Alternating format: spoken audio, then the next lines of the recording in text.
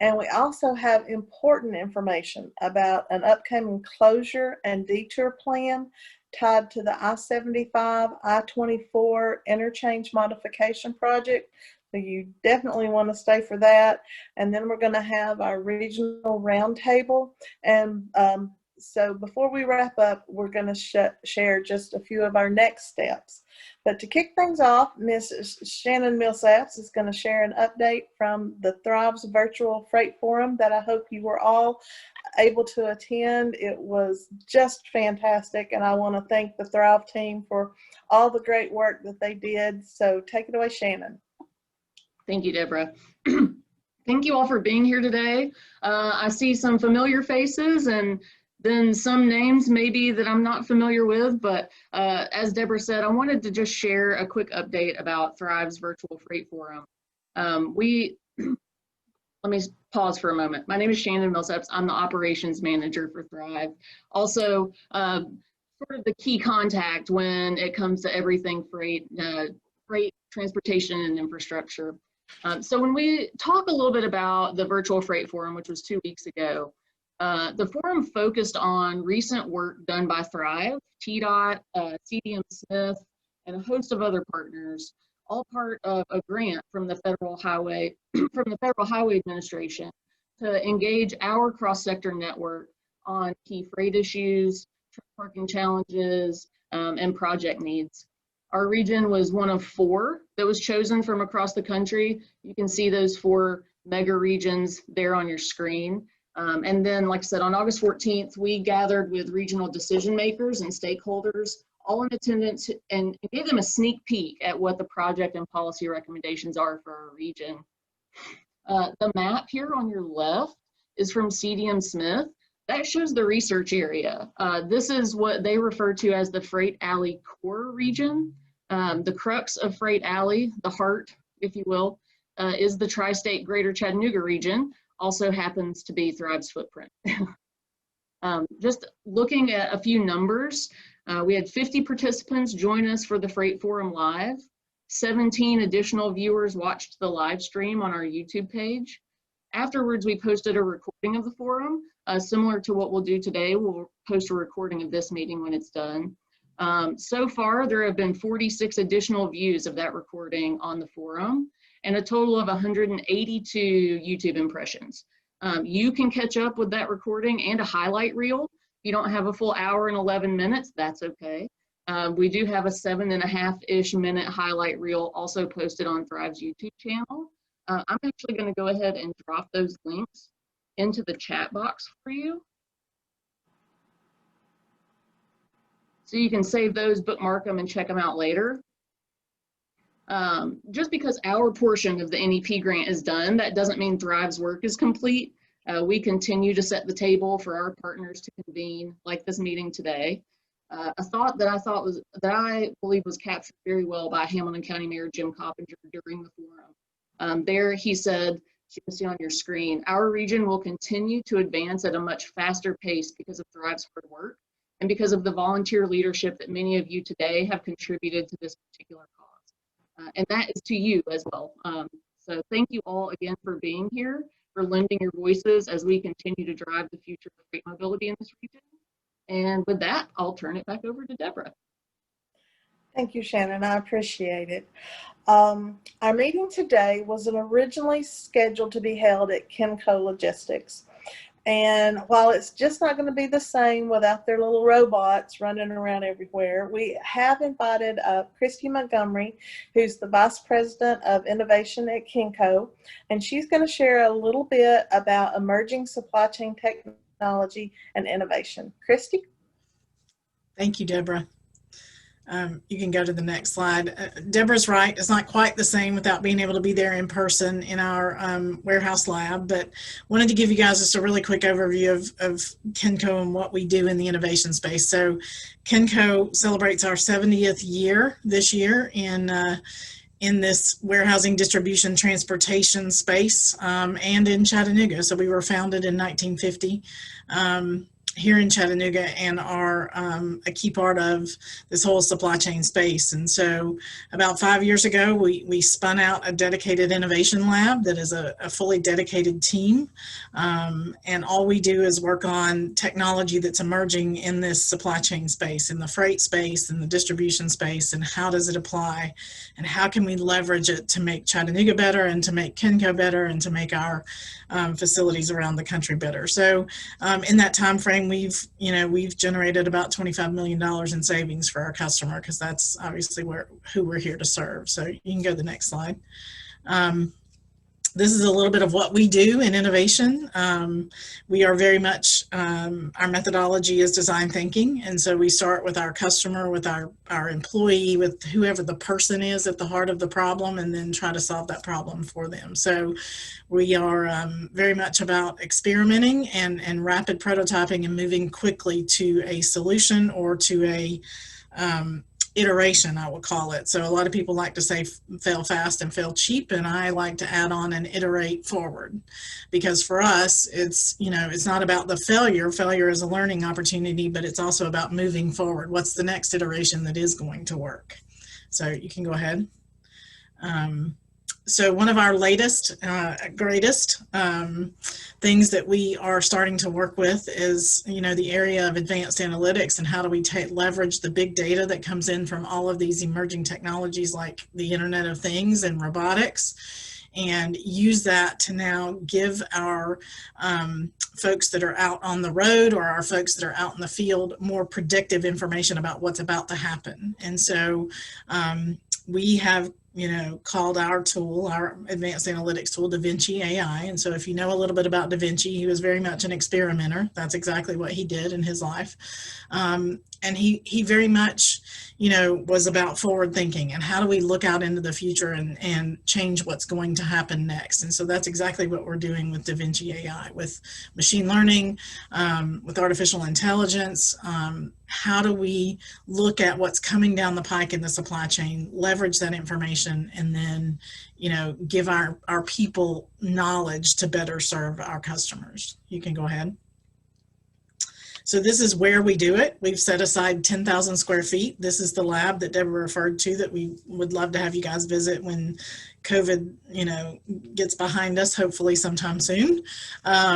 But we are experimenting with all sorts of different technologies in there. You see a lot of different types of robots, augmented reality, that's what's in the upper left-hand corner. We're working with how do we help our people in the warehouse be more accurate with what they do, be quicker with what they do, move forward faster. COVID-19, if nothing else, has brought e-commerce and each picking and shipment to people's home, direct to consumer, very much to the forefront of distribution, and also transportation. How do we get things to people, get it in their hands as fast as we possibly can, because they need it now.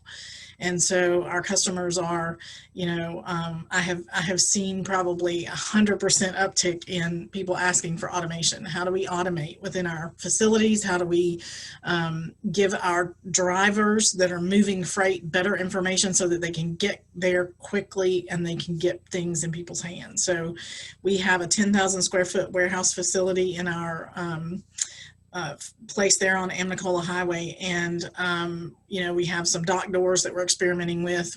Kenco obviously has some freight. We're not a common carrier like a Covenant or US Express, and that's not our intent.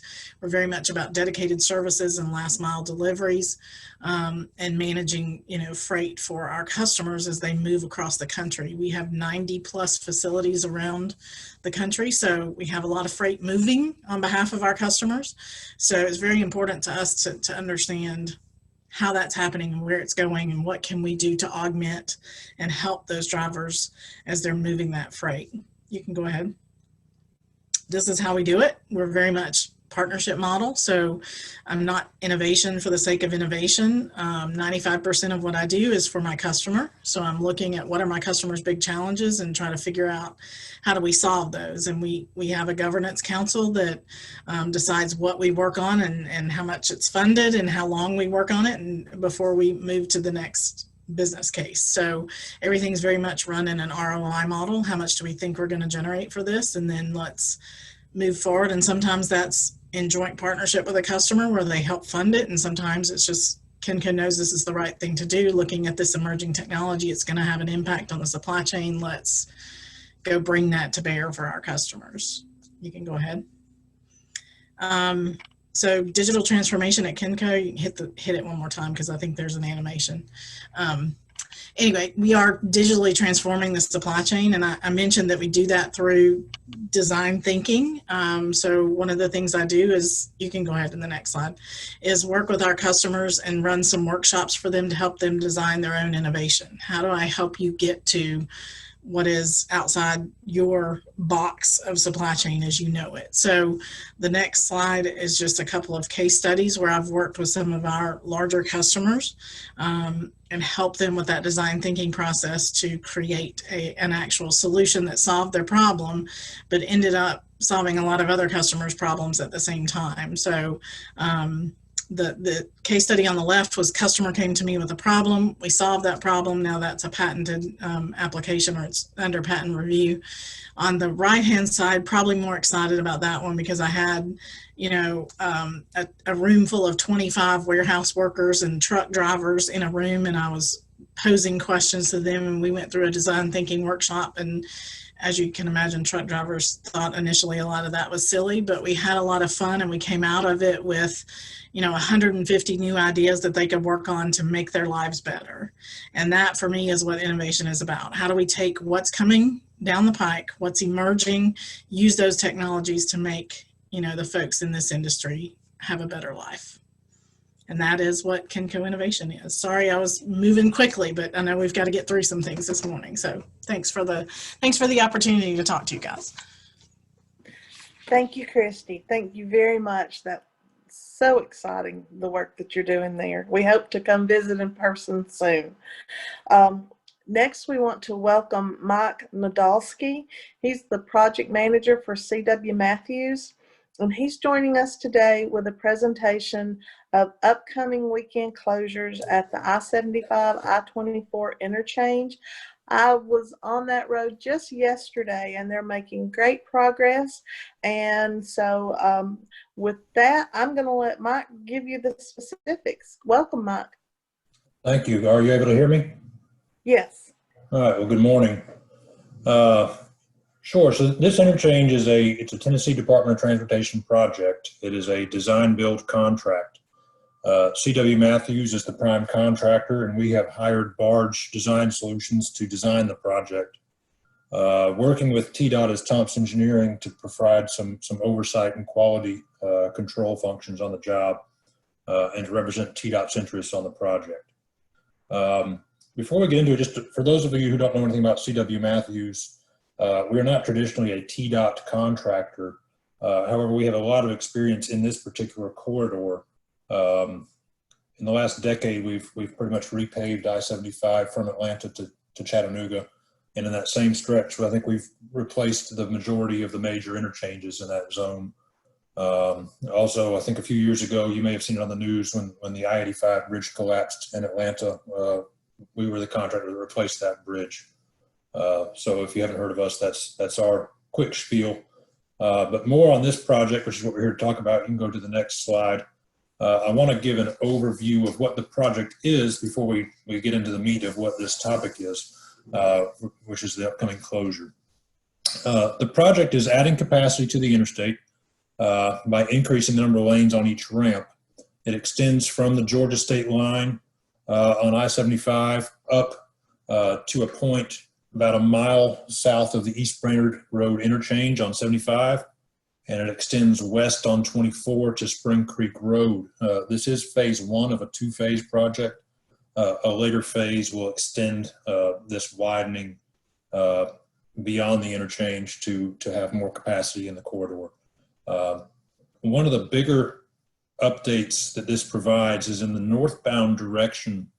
The exit to I-24 is being moved from the left side of the highway to the right side of the highway. Today, when you travel into the state of Tennessee and approach this interchange, if a truck wants to head west on 24 and head into West Tennessee or up towards the Midwest, they have to actually get over into the left lane which creates a lot of congestion. And then those trucks would exit to the left and head towards Nashville or wherever their destination may be. By moving that exit to I-24 to the right, we no longer have to have trucks weave across the fast lane in order to get to their destination. They can stay to the right. Another improvement that's being made is as you enter the corridor, right before the interchange headed northbound, there are two major points of traffic being added. One is the exit 1 Ringgold Road. It has 2 ramps that add traffic into the corridor. And then the Tennessee Welcome Center also is a point where traffic is added. So this is another choke point where weaving or merging could cause people to tap the brakes and back up traffic. So an auxiliary ramp system along the northbound side is being built to collect some of that traffic, carry them independently past the interchange. And once the through traffic has made their decision of whether or not they want to head west towards Chattanooga or north towards Knoxville, after that decision has been made, then some of that ramp traffic from exit 1 and the Tennessee Welcome Center can then be added in to reduce some merging. So that's the overview of the project. Other than that, just upgrades throughout, new facilities, new bridges, new lighting, new highway systems. You can go to the next slide. So what we're getting ready to do on the project is activate the 3 highlighted ramps. This is going to carry your northbound to westbound traffic movement, your eastbound to northbound traffic movement, and your I-75 southbound main line. So we're working on those 3 right now. If you go to the next slide, I think it shows a picture of, oh, excuse me, it shows the detour. So in order to accomplish this, we will have to close the northbound to westbound ramp. That closure can take place over a weekend. Right now we're aiming for late October, tentatively October 23rd. Closure of that ramp from a Friday evening to a Monday morning. So essentially, once the Friday weekday rush hour ends, the ramp can go down and it is to be reopened by Monday morning rush hour. The detour would take traffic that was intended to go to I-24 westbound and keep them on I-75 northbound, carrying them to the next exit, which is East Brainerd Road, where they would be turned around and headed back south, where they could freely access I-24 westbound. If you could go to the next slide. Okay, so here's what we are currently sitting at. This is viewing in the north direction. If you look kind of in the middle of your screen, that is the existing northbound to westbound ramp that we will be closing. The reason it has to be closed is because the new ramps being built intersect this ramp. If you can kind of see in the middle, there's some bridge beams kind of in the top right of the screen.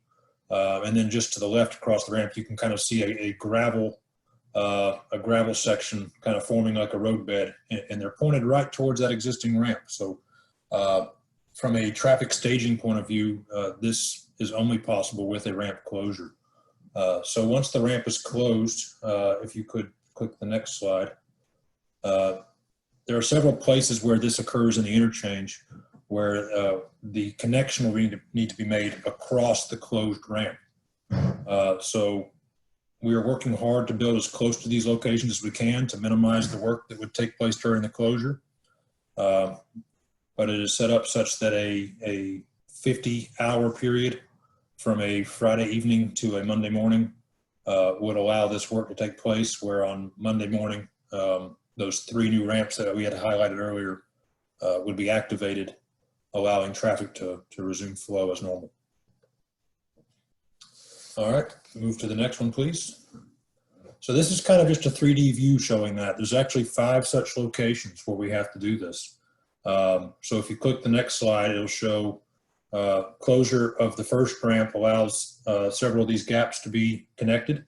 And then if you just keep on clicking through, it shows traffic can be moved to one ramp, which will allow the next one to be connected, and so on and so forth if you just keep clicking through. And there at the end, you'll see the 3 red ramps will have been abandoned, and the 3 blue ramps will have been activated. So we're working very hard to build all of the pieces up to these gaps right now. And within that time period of the weekend, we can make this connection and have it ready to go by Monday morning rush hour. All right, next slide, please. So again, those are your 3 locations. It starts south of the interchange, carrying again the north to west ramp, much in the same pattern it always was. We're not making that flip configuration that I mentioned to you earlier. The traffic will still exit to the left at this stage of the project to go north to west. All the other lanes, again, the east and north movement, they'll exit to the left as they always do. And I-75 southbound will continue as a direct through route as it always has. So the next one will show the detour one more time. So now understanding kind of what we're after, a few strategies that we're considering for the detour. The closure of the ramp itself will be actually fairly simple. It'll just occur with a left lane closure of I-75 northbound. That way when traffic arrives at the interchange, they'll be directed to stay on I-75. Within that corridor, we are going to be closing the 3 access points to northbound. That's there's a cloverleaf loop ramp at exit 1 Ringgold Road that will be closed. There's a half diamond ramp at the same exit northbound that will be closed. And then the Tennessee Welcome Center itself will be closed. So that'll really cut down on the people trying to merge into the highway within this zone where we're closing the left lane and forcing all the 24 traffic to the right where they would continue on I-75. Other strategies that we're looking to implement is traffic modification at East Brainerd Road. There's a few items to be looked at there, but the idea is to give preference to the I-75, I-24 westbound traffic that's being directed there to minimize any kind of weaving or stopping that they would have to do with the hope that they can continue to flow smoothly. And the final thing that we're looking at, this is more at a strategic level that y'all may participate in or be cued into, is just interagency coordination between various transportation agencies and law enforcement. We've been interacting with them. Some of the goals are to, I guess, expand the reach of this beyond the project limits itself and to view it more at a regional level so that the messaging can be put out to help people choose their path correctly before they reach the corridor. That is, if there are alternate routes to be planned or just people needing to be aware from permitting point of view or whatever their needs may be, make sure that the word is put out to those groups so that they can plan accordingly. So that gets me to the end of everything I have. We do open the floor to questions. I know that in addition to myself, I believe we have a few representatives from TDOT on. I think I see Doug Ford, TDOT project manager, and maybe a few other TDOT folks on the phone. So if there are any questions about the project or the closure and detour, we certainly welcome anybody to ask or to offer their comments.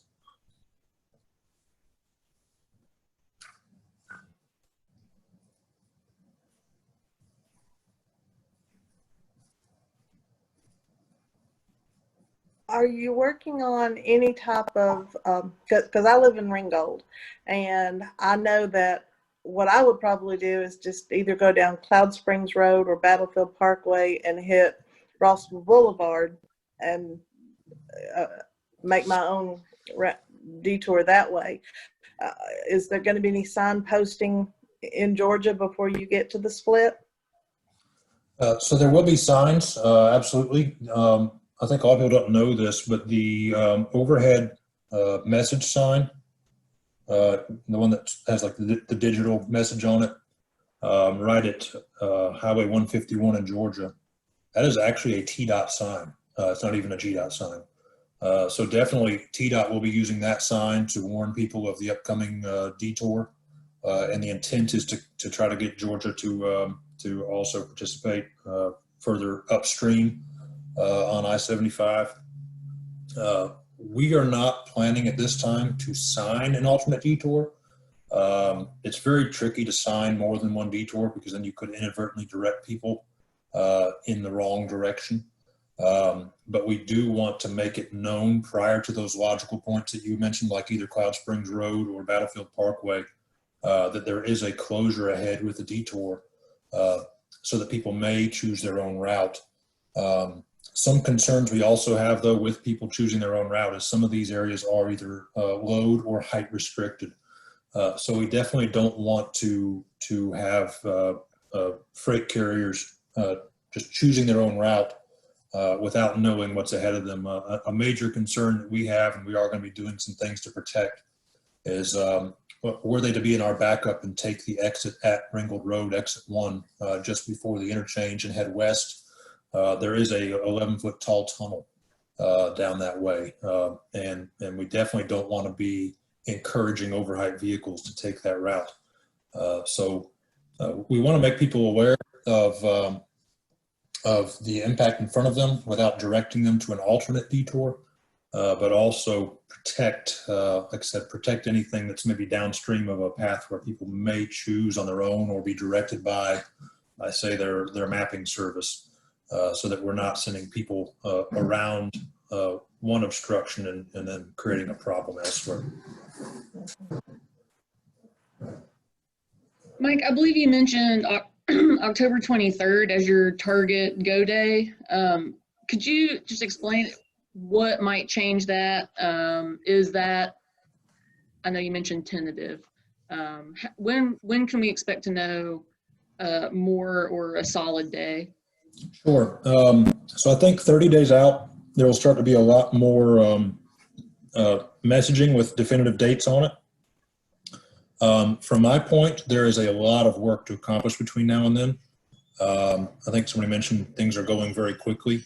That's true. They're actually even going faster now. We're getting near peak employment between our staff plus subcontractors at this time. So the amount of work that accomplished in a day is tremendous.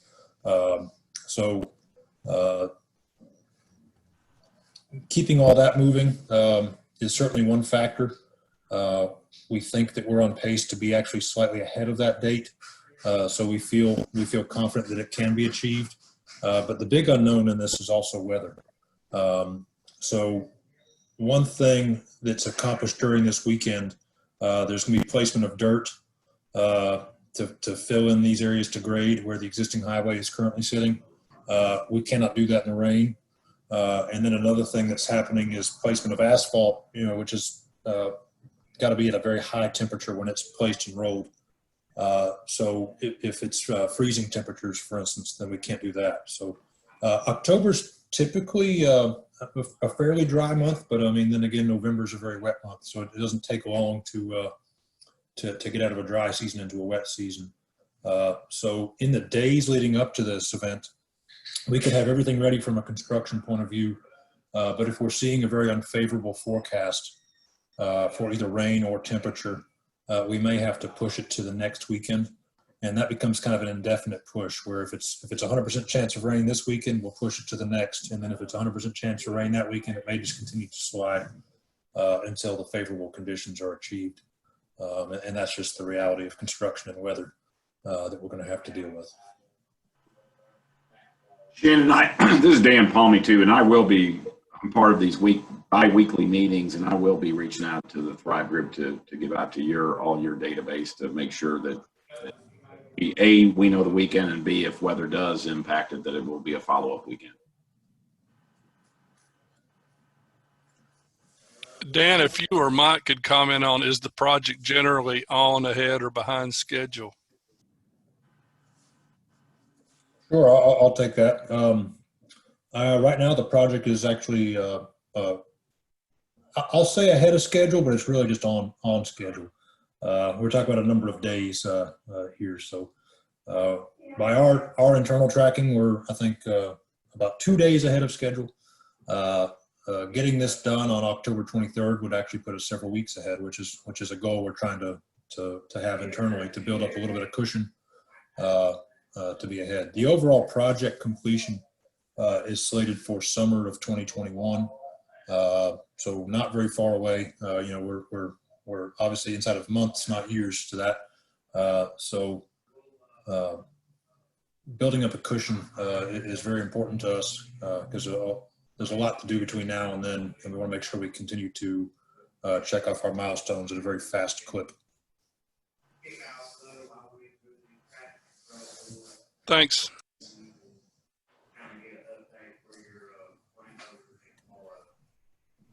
This is Connie Vaughn at McKee Foods. I have a kind of a general question about the project. Could you tell us what metrics you're using, or TDOT, maybe Dan Palme or others could talk a little bit about how you would measure success for this project? What are some of those key indices that you're using to say, when this is all done a year or whenever from now to, did we increase speeds? Did we increase volume? Did we increase? How will you know that doing this has really, or, you know, from a safety perspective, from a trucking, I think purely from trucking, we would look at it and say that, you know, the safety, the number of accidents and the number of slowdowns is one of the key things we look at. But could you just tell us in general how you're measuring success for this project, other than just budget and time? You can take a little bit of that, Connie. Obviously, from a TDOT perspective, we're all about safety and efficiency. You know, you could sit there and measure everything from the amount of accidents that's happened in that interchange area to the future of throughput and the miles and the speed going through the intersection. You know, when it gets down to it, just like everybody on the call, safety is the #1 priority. And I do think the throughput is the actual benefit of the 7524 interchange. I don't know, Mike or Doug, as project manager, you want to add some comments to that? Yeah, I will, Dan. Just, you know, want to kind of echo what you had said also, is safety is really key here, and we are kind of making a lot of system improvements, especially with lighting and things like that. And we do track the types of incidents and number of incidents we see. So, you know, those are some of the metrics we will be tracking. You know, congestion and level of service is also things that we do measure at the department, and, you know, kind of keep a good database on and make a lot of data-driven decisions about. So those are some of the things we do keep track of, and we'll be keeping track of in the future with this project, as well as those improvements that we plan on making ahead of time. I hope I answered any of your questions there. Is there anything else you'd like? That's good for me. Doug, I can just book in what y'all both said with, I know as we were trying to put together the solution, you know, this is design build job. TDOT set some parameters we have to meet, but overall we're here to meet their project need. And in the project justification statement, I think one of the major safety issues noted was a high occurrence of sideswipe type accidents in the northbound direction leading up to the interchange. So the reconfiguration of that northbound split, where vehicles will be exiting to the right, where we're not bringing all the trucks across multiple lanes into the left lane where they really shouldn't be, trying to interact with faster moving vehicles, where we're picking up 2 access points that were previously trying to dump into the highway. And if they want to go to Chattanooga, they're trying to cut across 4 lanes. By handling all those things, the project is addressing that major safety concern, which is high occurrence of sideswipe incidents in the northbound direction. So I think that's certainly something that would be looked at after the fact, as I think that was a major reconfiguration of the pattern to address that issue.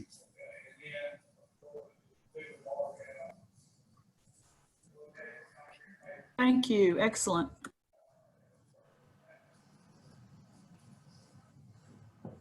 Okay, that was a great update. I know that it's very exciting. My daughter drives that road to work every day, and I get an update, and I can't wait to see one of those little time-released video things that shows, how it all goes together. And she was like, "Mama, I just don't know how, if they're coming from two directions, how that bridge is going to meet in the middle." And then one day she called, said, "It did, it met, and it looked so cool." So y'all are doing a great job and providing a lot of entertainment for the citizens of the area to getting to watch it all go up. I know we're all just really excited about the possibilities of less congestion right there at that spot.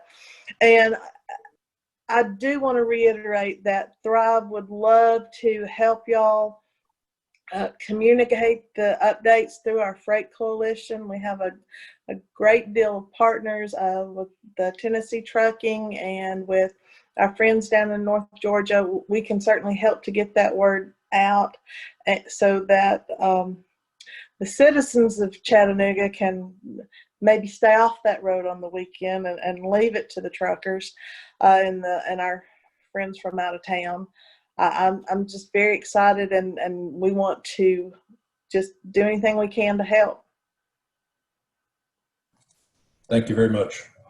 That's a very good point. And just so everybody knows, I have reached out to Tennessee Trucking Association, and they're actually going to do it on their network of the Southeast truckers as well, Georgia, because obviously what goes through Chattanooga is a Georgia and the Southeast of the United States component. So we are addressing that as well. Deborah, just want to let you know.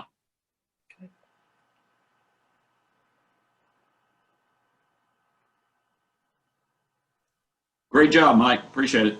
Yes, great job. Do we have any more questions before we move on to our roundtable? Again, thank you so much to all our friends at TDOT. Y'all are doing a great job, and we really appreciate it. Okay, so now I'm going to, we would like to hear the updates from your companies and your communities. So I'm going to kick this back to Shannon to moderate the muting and unmuting of folks. Thank you. Thank you, Deborah. And again, thank you, Mike, Christy, Dan, everyone. This is one of our favorite parts of our Thrive meetings and our regional roundtable. So this is when we get to hear from you and what you're up to, and maybe even how Thrive can help. So what I'd like to do is, if you're not comfortable speaking up, you're welcome to drop updates into the chat box. We'll aggregate those, and then when I send out an update as we're done, I'll make sure to include any of those. But also I want to give you a chance to share what's going on verbally. So the way I'd like to do that is to use the feature in your participant box. There's a yes green check mark that's representative of yes. So if anybody wants to share, please go ahead and check that box. And I will start calling on you as those pop up, and I'll unmute and mute. All right, Mike's first up. Mike Griffin from Bradley County, Cleveland. Good morning. Hey, Mike. Hello, everybody. Just want to report in. Just briefly, we're doing great here in Cleveland. Things seems like they're normalizing. We're happy to get our schools back reopened, and been a few cases, I guess, breakouts at both city and county schools, and Lee University has reported some cases as well, but it seems like everybody's managing through those, and I think it's a really good sign that we're, it's probably returning to normalcy. That's probably one of the biggest markers, I think. But we're carrying on what we're doing here at the chamber as far as being there for our members. I think I reported before, but we came up with we called it our Momentum Grant Fund, and to help small businesses, and we were able to help 24 small businesses with small grants. And these were monies that had been collected through our Momentum capital campaign that had not been spent, and we kind of just diverted some funds into to be able to help there. And we were able to help every single business that applied. So that was, and they were small grants, but it still meant a lot to our members and non-members. We didn't limit it to that. But now we are we're starting now just going through our membership and making personal calls and just stepping in and when we can go into a business and just check on them and make sure they're doing okay. And if not, make sure to give them a call and be there for them and, just try to be relevant and helpful any way we can. And we're also expecting a big announcement at our Spring Branch industrial park. It'll be our first, and it'll be similar to what was announced about 6 weeks ago in Dalton. And we're really excited about that. It doesn't seem like it's real until it's been announced, but it's there and work's already been done on the site, but the company just doesn't want to announce yet. So we're be looking forward to a headline on that from Bradley County. That's all I got. Right on time. Thanks. Thank you, Mike. And look forward to that announcement. Karen Rennick with Chattanooga's TPO office. Good morning, Karen. Good morning, Shannon. How are you? I'm well. How are things at the TPO? Things are good. So I'll report on the TPO side of the shop and then give an update on our community planning side of the shop too. We are on the transportation planning side starting to gear up for the next regional transportation plan, which, as you know, is a multi-year process and involves really looking at, new demographic information and travel patterns. So that won't officially kick off to the public till probably late next summer, but we are kind of starting the ball rolling on that. We also are working on a bicycle pedestrian count program, kind of formalizing that to better understand bike pedestrian activity, so then we can make more informed decisions on that. And that is something we hope to kick off a little bit later this month or early next month. So that's pretty exciting because we have not had a formalized process for that. And then on our regional planning side of the shop, we finished up a area plan that pretty much encompassed a lot of the urban areas in downtown Chattanooga. And now we're moving to an area planning effort in the Hamilton East Brainerd area. So it covers quite a large area out there, and that'll have a public kickoff in the next few months. So we'll certainly can share that information with you, and if your folks can be involved in that too, that'd be great.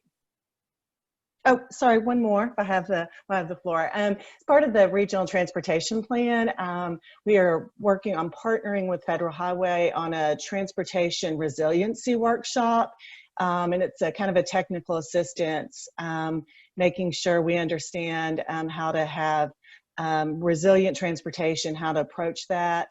So that's something that we'll be sharing some information with a little bit later also. Great. Thank you, Karen. John Freeze from UTC. Thank you, Shannon. It's always great to see you guys and hear what Thrive is up to. I wanted to give a little bit of a plug for our next supply chain lunch and learn, and give a shout out to Christy Montgomery and Dan Palmayer, who are two of our previous presenters for Lunch and Learns. Christy was our very first, and Dan presented for us, I guess, about a year ago. Right around the time of the great water main break in downtown, disrupted everything. But next week, on September the 11th, our Lunch and Learn is going to be presented by KB Bevins with ProLogistics, and she's going to give state of the state talk on workforce in the logistics and supply chain logistics space. So if anyone's interested in that, I'll drop the link to register for that in the chat. We're not charging anybody to attend the Lunch and Learns right now because they're all virtual. So maybe of interest to folks. Great. Thank you, John. Dr. Helms from Dalton State. You're still muted.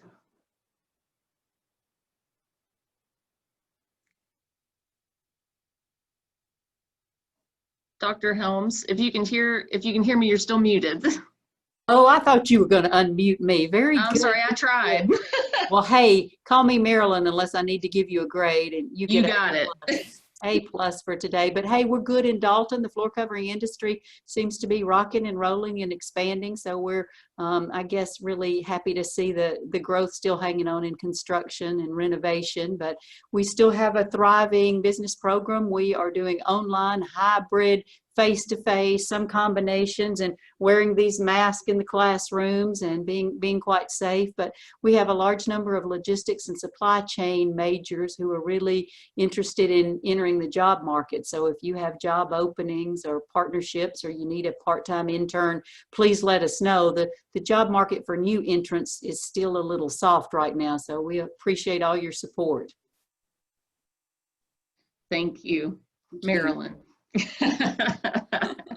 No grade necessary. No grade. Amy Kay from TDOT. Okay, thank you, Shannon. I just wanted to mention we are going to be presenting next Wednesday, September 9th, before the TRB Mega Regions Subcommittee. So TRB stands for the Transportation Research Board, and this is a National Science Foundation, huge conglomerate. I'm sure many of you are aware of their annual meetings every year. It's going to be virtual this next year in Washington, D.C., but this is a huge opportunity for us to be able to share the NEP grant and get into how it can be duplicated in other mega regions. So we're really excited about that. Dan's going to be presenting, and David Lee and I will be supporting him in those efforts. And that's about it for us. Awesome, thank you. I'll open the floor for just a moment. If there are any others who want to share an update, what's happening in your community, your organization.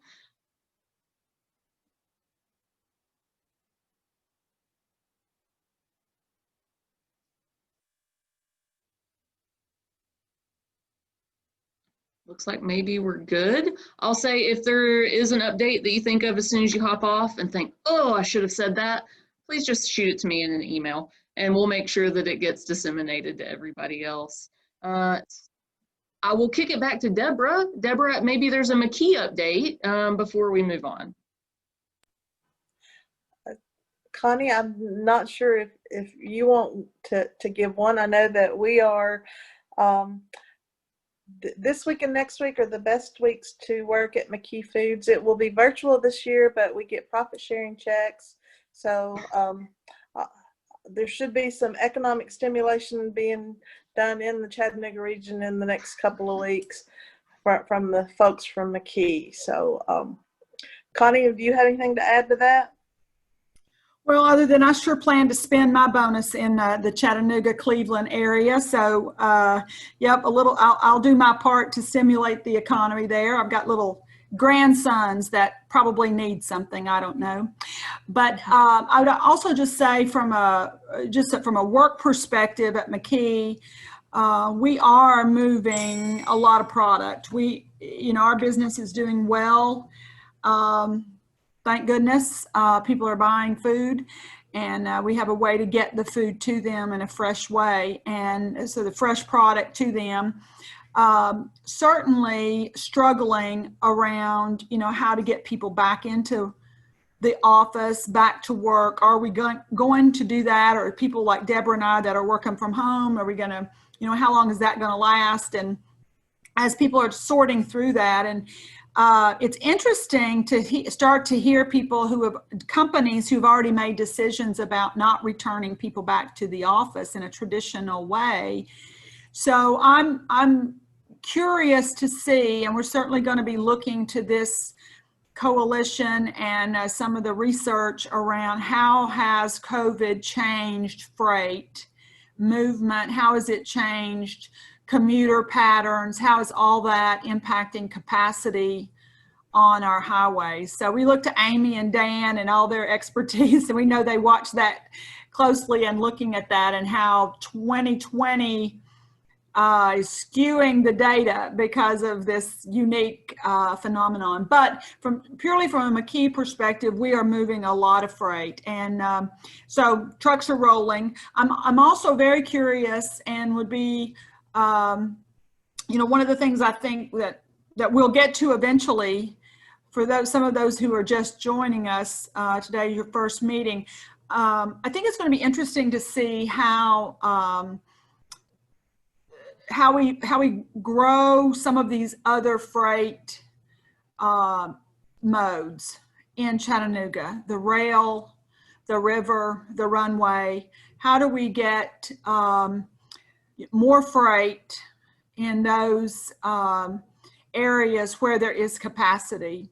Of course, as Kenco stated, and the reason they're investing so heavily in innovation, it is that first mile, last mile where your costs are, right? We know that at some point all that ends up on a truck.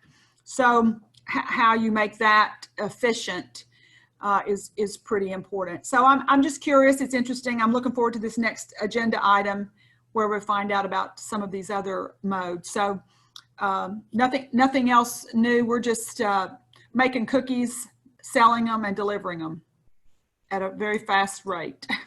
We're trying our best. Yes, we are. I know that. I just want to warn you, if the Christmas tree cakes are your favorite, buy them as soon as they get to the shelves, because they're going to be scarce this year. I'm afraid. So from everything that we see, we've got to have employees to make them. Yeah, so, I was going to just add to that, Deborah, that's our greatest challenge, is getting people to work on the production line. Because of COVID, some of those folks need to be at home because, when their kids were out of school or the daycares were closed or their childcare situation, so that, people weren't coming to work. And now that we're trying to get people back in let's get back on the production line. If you work on a production line, you can't work from home. So, just getting those folks back into the workforce and on the line. So similar to what Marilyn said, I mean, we need people. We're looking for people. So if you need somebody that needs a really good job, we have openings on the production line. We do.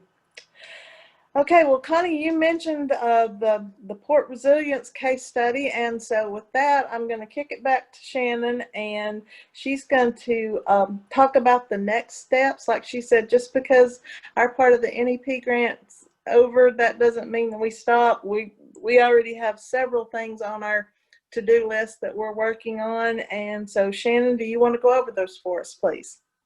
Yes, I would love to. I'll do that briefly. It looks like we've got just under 10 minutes until 11 o'clock, so we'll get you out of here by then, I believe. First, just a quick update on the next federal level project that Thrive will be participating in, helping out with. The U.S. Department of Homeland Security and others are working to develop a port resilience guide for America's inland marine highways. I see Dr. Craig Phillip from Vanderbilt is on the call. I may ask him if he wants to add anything beyond what I've got here, but this guide will include case studies from several sources. One of those sources is Vanderbilt University's Vector research team. They're going to examine and present a case study of the inland waterway supply chain that focuses on the Tennessee and Cumberland rivers. That case study focuses on improving resilience of the petroleum supply chain movements within our waterway system. It's going to include maps and geographical information, a select group of identified potential disruption scenarios, and suggested resilience strategies for the region. The first stakeholder meeting is scheduled, or will be scheduled for later this month, and I anticipate updates to you guys as that study progresses. I would ask if Dr. Phillip just has anything to add before I move on. Shannon, thank you. Just 1 minute. We're thrilled to be collaborating with the Thrive group. It's an amazingly impressive collaboration you've developed focused on freight, and we weren't aware of it until stumbled on it, and this has been fantastic. I'll just comment that it's one of the reasons we picked, or that the DHS picked this geographical territory was a couple of things. One is 2 of the Corps of Engineers' largest projects are on these river systems, the Chickamauga Lock and Dam project that you all know well, but also the Kentucky Dam project, which is going on at the other end of the Tennessee River, right before the confluence with the Ohio. So it lets us collaborate with the Corps of Engineers very effectively. And as I think Connie teed us up, one of the enduring challenges and opportunities that we all know is that we have these underutilized parts of our transportation system, waterways included, especially once we've made the investment. So that's one of the lenses.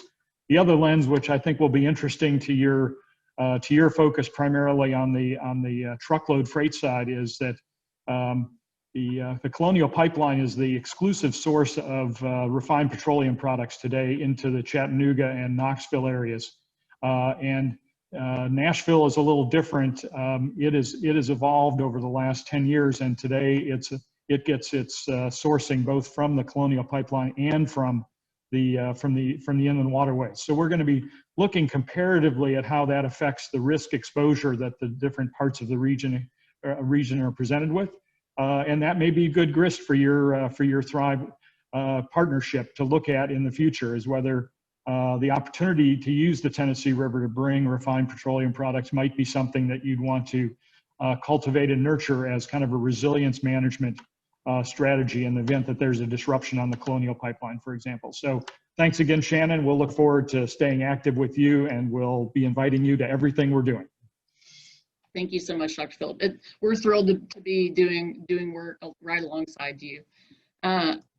Next, as we look towards 2021, hard to imagine or think about, but it is September, we're working to put together a steering committee for the Freight Mobility Coalition. Members of this committee will review agendas, program topics, identify funding opportunities, other relevant ideas. Starting in January, I expect the yearly commitment for that to be an additional 4 meetings, one in advance of every one of our quarterly meetings. And each of those would probably last about an hour. If that's something that you're interested in or want to discuss further, maybe nominate someone from your organization or company, please shoot me an email. You can see that there on your screen, smillsapps@thriveregionalpartnership.org. I'd love to hear from you. And one final thing, the Thrive team has been exploring some ways to keep coalition members connected outside of those quarterly meetings and monthly newsletters. We've landed on the Slack platform. It will give you the ability to continuously connect with the coalition's regional network of public and private freight industry stakeholders, and to share updates, events, stories of success. If you're interested in joining our Slack team, then please, again, just shoot me an email and I will get you added. I'm also happy, if someone isn't familiar with Slack, to step you through the basics if needed. So just let me know on that. And with that, I'll turn it back over to Deborah. Thank you, Shannon. Yes, I'll need it. I have not heard of Slack, so that's a new term. Maybe I can know that before my daughters tell me about it. And I don't know if y'all saw the last Chatter magazine, but Shannon was included in the 30 under 30. She's one of the movers and shakers of Chattanooga, and we're very proud to have her as part of our team. And I told her, I says, I was even more excited that I knew 3 people that were on the under 30, and only one of them was through my daughter. So it made me feel young. I know that Dan Palmy calls it the 4 R's: road, river, rail, and runway. And we are so blessed to have all of those here in our region. And we have a beautiful region, and we're excited about their partnership with Vanderbilt. And, you know, because the 5th form of logistics is pipeline. And so I appreciate all of our freight mobility partners, especially Christy today, and our TDOT presentation. It was just a great meeting. Thank you for joining. The next steps we have, December 3rd, put that on your calendar. That's our 16 strong. The Thrive turns 5 years old. And then also September 17th, if you'd like to participate in the Broadband Alliance. Give Shannon a shout about that too. And unless anybody has anything else, we're adjourned.